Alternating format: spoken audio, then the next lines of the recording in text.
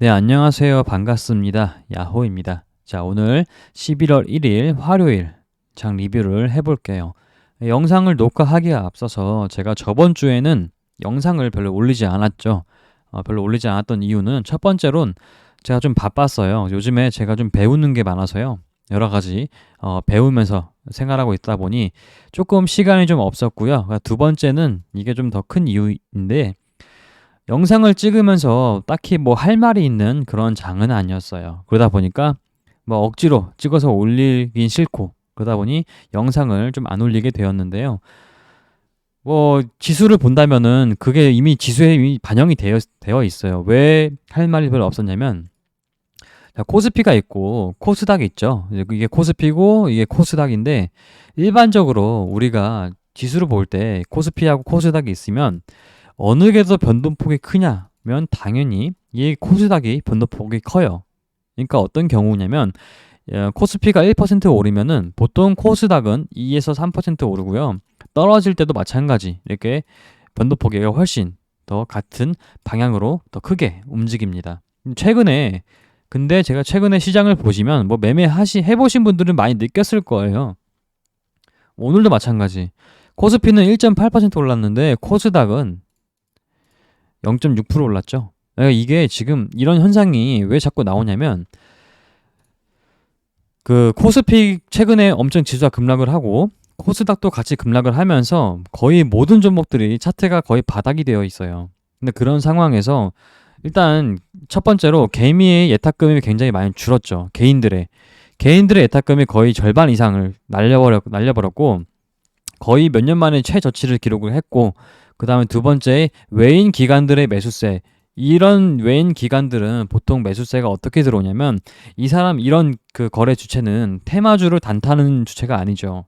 그러다 보니까 저절로 금액이 10억, 20억 이렇게 최소 이런 단위로 살 건데 자, 여러분들이 만약에 10억, 20억으로 어떤 한 종목을 사겠다고 하면은 어떤 종목을 사게 되겠어요? 그 테마주 같은 경우도 차트가 바닥이고 그리고 뭐 대형주, 뭐 삼성전자나 뭐 이런 뭐 DB 하이텍이나 이런 반도체 큰 대형주들도 차트가 바닥이고 이런 상황에서 앞으로 지수가 조금 반등할 거라 본다면은 지금부터는 이제 좀 들어가 보면 하겠다라고 했을 때 10억을 매수한다면 당연히 이런 초대형주를 매수를 하게 되겠죠.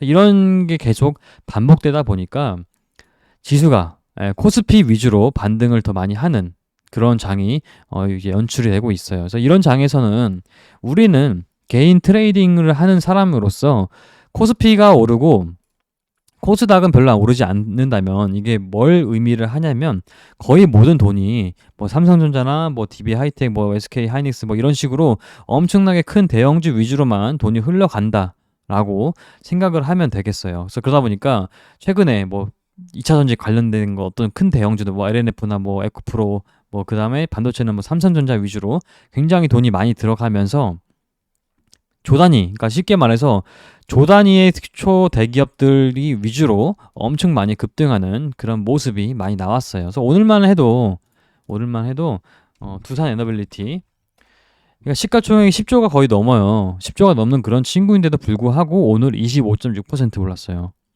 웬만한 테마주들도 25% 오르는 건 힘들거든요.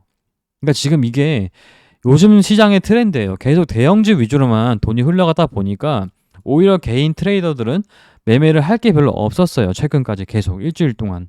근데 이런 상황에서 억지로 매매를 한다고 하면은 사실 우리가 시장을 계속 바라보고 있는 것도 체력 소모가 좀 크거든요. 그런 상황에서 체력 소모가 좀 크고 그리고 코스닥은 오르면서 계속 오르다가 떨어지고 이런 테마주들은 이런 모습들을 많이 보여주다 보니까 테마주 위주로 매매를 하게 된다면은 굉장히 수급은 약하고 오히려 사면 물리고 이런 흐름을 많이 타면서 손실을 많이 보게 되고 그리고 계속 시장을 바라보면 체력이 많이 떨어져 있다 보니 판단력이 흐려지면서 굉장히 뇌동매매를 하면서 계좌를 까먹기가 굉장히 좋았던 그런 시장이었다고 생각을 합니다.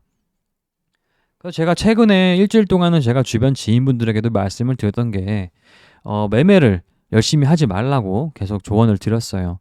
당장 갈 거를 생각해서 매매를 하게 된다면은 매매가 좀 꼬일 확률이 높았다. 뭐 그렇게 생각을 했었어요. 그러다 보니까 지금 당장 이렇게 올라갈 걸 찾는 게 아니라 조금 더 길게 호흡을 길게 바라보면서 조금 멀리 보고 오늘 거 보지 말고 내일 모레 거 보고 이런 식으로 매매를 했다면 그나마 좀 괜찮았던 그런 시장이 아니었나라고 생각을 합니다. 그래서 최근에 뭐 굉장히 강한 특히 오늘 그리고 어제도 마찬가지고 이 네옴시티가 굉장히 강했고요. 그래서 오늘은 여기서 이제 원전 테마가 한번 붙어주면서 오늘 테마주는 그냥 이 원전과 네옴시티 둘의 싸움이었어요. 그래서 오늘 처음에 원전이 갭뜨고 죽었을 때 그 다음에 네옴시티가 그 빈자리를 채워주고 네옴시티가 조금 오니까 뭐 유신이란 종목이 상한가 풀리고 이러다 보니까 다시 원전이 올라가고 계속 이렇게 반복 지속 게임 하면서 그래서 뭐 후발주 테마주 입장에서는 이 네옴시티라는 뉴스만 나와주면은 거의 모든 주식들이 VI 가고 엄청 급등을 많이 해주는 그런 모습이었다고 생각을 합니다. 그래서 오늘 전 공부한 걸 어떻게 봤냐면 11월 1일 오늘은 제가 공부를 어떻게 했냐면 딱히 뉴스를 볼 게 별로 없었죠. 원전 뉴스 말고는. 그래서 저는 관심 섹터를 이렇게 원전과 이제 금리 인상 이제 우리가 이제 FOMC가 다가오죠. 한국 시간으로 4일. 그러다 보니까 금리 인상을 조금 지켜보고 있자라고 생각을 했었고 그다음에 이제 원전주 같은 경우에는 생각보다 원전주는 제가 그러니까 어제 종가에서 사가지고 넘어와서 오늘 거의 시초가에 매도를 했고, 그래서 오늘 당일 매매는 그렇게 거의 끝냈는데, 매매를 보여드리자면 이렇게 매매를 했고요. 그래서 대부분 그냥 수익은 한신기계 수익 내고요. 그 다음부터 매매를 거의 하지 않았어요. 그러다 보니까 이 한신기계 자체 수익하고 오늘 당일 수익하고 이게 별로 다르지가 않죠. 이렇게 매매 끝났는데 매매 거의 안 했습니다. 오늘 제가 어제 왜 한신기계를 베팅을 좀 했냐. 그래서 이때 타점을 보냐면 이때 좀 샀어요. 이렇게 사가지고 이때 만주. 이거는 뭐 한 주씩 한 거고요. 대략 만주 정도 모았고 오늘 시초가에 이렇게 대부분 팔았습니다. 팔았는데 저는 원전이 어제 꽤나 큰 기회라고 생각을 했던 게 뭐냐면 우리가 어제 G2 파워를 봤을 때 G2 파워나 뭐 한신기계나 여러 가지 그 원전 주들 주말 동안 악재가 나왔죠. 그 미국이 1차 수주를 했다면서 우리나라 한수원이 고배를 마쳤다. 뭐 이런 식의 뉴스가 나왔었는데 그런 뉴스가 나와주면서 월요일날 그 뉴스가 악재로 작용하면서 7% 이렇게 떨어졌었고요. 한신기계도 마찬가지로 원전으로 좀 테마주 성격이 강한 친구들은 대부분 다 급락을 한 채로 시작을 했습니다. 이렇게 분봉을 보시면 이런 식으로 흘러갔죠. 뭐 G2 파워도 마찬가지고 이런 식으로 흘러갔었는데 제가 주변 사람에게 어떻게 말씀드렸냐면 이거 원전 뉴스는 빠질수록 기회다라고 말씀을 드렸어요. 제가 왜 이거를 빠질수록 기회라고 봤냐면 자 사실 주말에 나왔던 그 악재 뉴스는 이미 나온 뉴스예요. 이미 목요일과 금요일에 나왔던 뉴스랑 별 다를 게 없어요.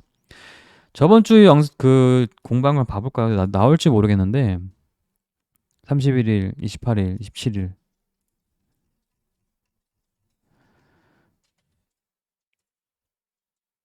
이게 보면 27일인가?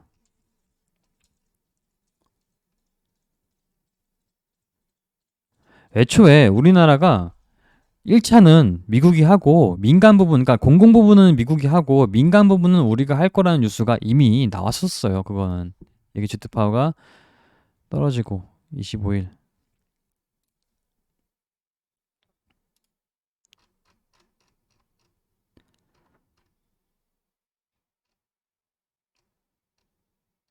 여기 나와 있죠. 이미 26일에 나왔죠. 26일에 여기서 보면은 둘로 쪼개져서 우리나라 이제 웨스팅하우스가 거기가 공공 부분 받고 민간은 한국에서 주는 방안 검토하고 있다. 이번에 나온 뉴스가 그거예요. 우리가 주말 동안 나왔던 거는 공공 부분은 이제 정부 쪽은 이제 미국이 가져갔고 그 뉴스가 주말에 나왔던 거예요. 근데 그거를 기사 제목을 꽤나 자극적으로 써가지고 공동 부분 정부 거는 미국이 가져갔으니까 우리나라 한수원 고배를 마셨다 망했다 이런 식으로 좀 자극적으로 기사를 쓰다 보니까 월요일 날 이렇게 개파라고 시작을 하게 된 건데 사실은 뭐 31일에 폴란드 부총리가 우리나라 와서 원전에 어떤 협력을 하고 보도자료를 내겠다. 이거는 이미 일정이 잡혀 있던 거죠. 이건 누구나 다 아는 공부하면서 매매를 해보신 분들은 무조건 누구나 다 아는 그런 일정이었어요. 그러면 이때 당시에 30일이었죠. 28일 31일에 그런 뉴스가 있다 보니까 당연히 이때 당일이죠. 그러면 31일에 발표한다 했는데 이때가 당일이에요. 그러면은 적어도 시장 정규장에서 뉴스가 나오지 않았다면 당연하게도 장 끝나고 나서 뉴스가 나올 확률이 높겠다라는 건 판단을 해볼 수가 있었던 거죠. 왜냐하면 우리나라 그 폴란드 부총리가 우리나라 방한한 거 자체는 팩트고요. 그 이상에서 어떤 그 정보가 변질된 게 아니기 때문에 어떤 잘 발표가 있을 거라는 거는 거의 명확한 그런 신호였어요. 그러니까 이건 전 기회로 생각을 했고 장 마감쯤에 만주를 샀었던 거고, 그렇게 해서 오늘 시초가 부근에 다 팔고 매매를 거의 안 했습니다. 이렇게 매매를 했었는데 제가 요새 느끼는 게 앞에도 말씀드린 거지만 결론적으로 지금 제가 여러분들에게 말씀을 드리고 싶은 것은 최근 시장은 일단은 작은 거에 꽂히면 조금 매매가 힘들어지는 것 같아요. 그러니까 좀 지엽적인 거, 당장 눈앞에 있는 거, 당장 1m 앞에 뭐 갈까, 뭐 몇 초, 몇 분 후에 뭐 갈까, 이걸 생각하면서 매매를 하는 것보다는 조금 더 길게 보면서 매매를 했으면은 이런 거는 좀 엄청난 기회이지 않았나라고 생각이 들거든요. 왜냐하면 충분히 이런 거는 정말 충분히 생각을 해볼 수 있는 기회였고 매매를 해볼 수 있었다라고 생각을 합니다. 제가 원전주를 좀 일단 만주밖에 안 샀던 이유는 시드가 지금 좀 적은 계좌로 운영을 하고 있기 때문에 그런 거고요. 정말로 이거는 1억, 2억, 뭐 억 단위로 사도 될 정도로 좋은 기회였다라고 생각을 합니다. 그래서 오늘 장 같은 경우에는 일단 뭐 네옴시티가 테마주 강하게 잡히면서 후발주도 다 따라가는 뭐 그런 그런 장이었기 때문에 뭐 당장 눈앞에 뭘 갈까 생각하면서 매매하셔도 이런 네옴시티라는 큰 틀을 잘 잡았다면 매매하는데 어렵지는 않았겠지만, 오늘 장은 아니고 지금 일주일 전만 해도 그 일주일 전 저번 주 월요일부터 저번 주 금요일까지는 계속 눈앞에 있는 것만 바라보게 된다면 굉장히 꼬이기가 쉬웠던 그런 장이었거든요.